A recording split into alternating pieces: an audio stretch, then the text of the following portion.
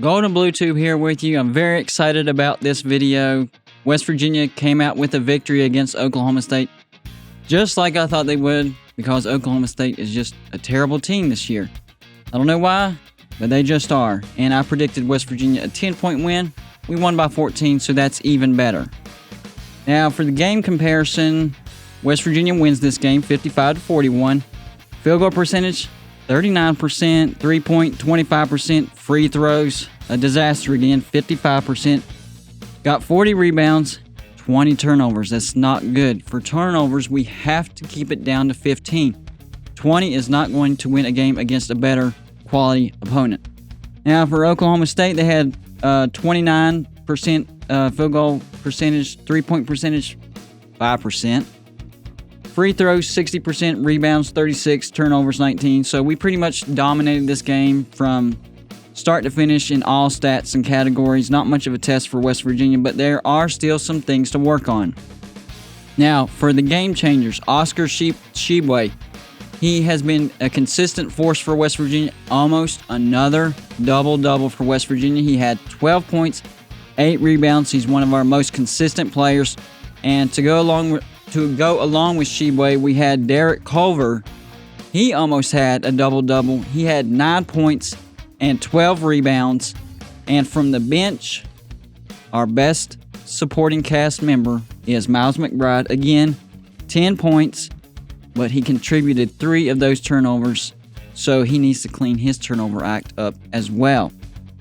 And also, wanted to talk about Emmitt Matthews Jr. and the deal with his hair. What's going on with his hair? For the first 10 games of the season, he was wearing the afro, and he was averaging 10.4 points a game. Double figures. Great. Then he decides to dread his hair, and the past 2 games, he's got a total of 2 points. That's an average of 1 point per game.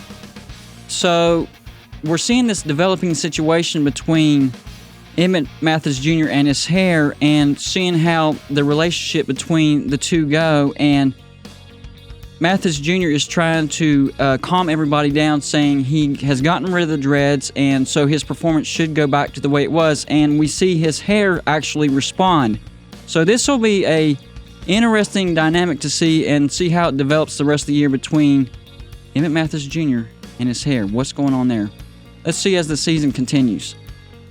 So that's all I got for the Oklahoma State games. Start to finish, West Virginia dominated, clear and cut.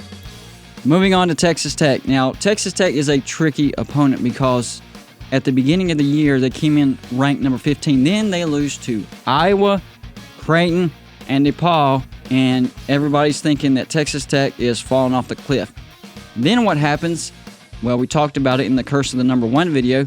They go to Louisville, beat number 1 Louisville, and they have won 5 straight games and have crept up to number 22. So this has turned into a big game for West Virginia. And for the season comparison, first I'm going to talk about West Virginia. Points per game, 72. Field goal percentage, because of the Kansas game, all these have gone down. Field goal percentage, 43%. 3-point, 30%. Free throws, down to 65%. Got to get better. Rebounds, 42. And turnovers, 15. For Texas Tech, their points per game is 77. Field goal percentage, 46%. 3-point, 33%. Free throws, 76%. Better free throw shooting team than we are. Rebounds, 39. Not too bad. And turnovers at 15. So if we want to beat Texas Tech, we have got to get fewer than 20 turnovers. That is not going to cut it. Try to keep it at 15, 16. We have to work on our free throws too. 55%. That's going to be tough to beat any quality opponent, and Texas Tech is a quality opponent. This being in Morgantown, I think West Virginia will pull off the victory, and seeing that we're trending in the low scoring range, I'm going to predict something like maybe 62-57, 62-55, something like that. It'll be a comfortable win, but it will be a competitive game. Looking forward, if West Virginia is going to be a Final Four contender, and I think they will, they have to follow this recipe.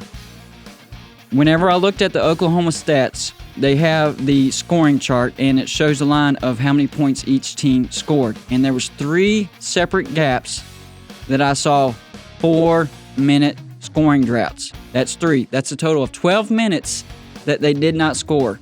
So the first key, they have to limit those scoring droughts. Next thing, turnovers. 20 turnovers is not going to cut it against a quality opponent. Keep the turnovers down around 15 or below. We have to reduce this burnout on defense because it's killing our legs, and that's why our shooting percentage is going down. So yes, stay aggressive on defense, but let's try to keep fresh legs.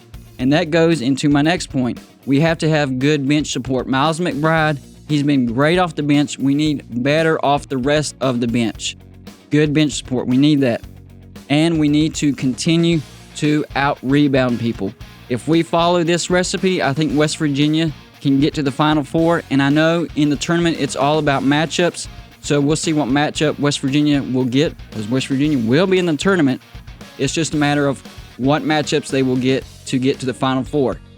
Now, I have some upcoming videos about Big 12 predictions, the rankings, and seeding predictions for the tournament, and I'm going to try to come out with my own brackets probably every 2 to 3 weeks to see how that looks on whenever I update it. So we'll try to get that out for you, but for now, that's all I got for you. I hope you enjoyed this video. Like and subscribe, and I'll see you on my next video.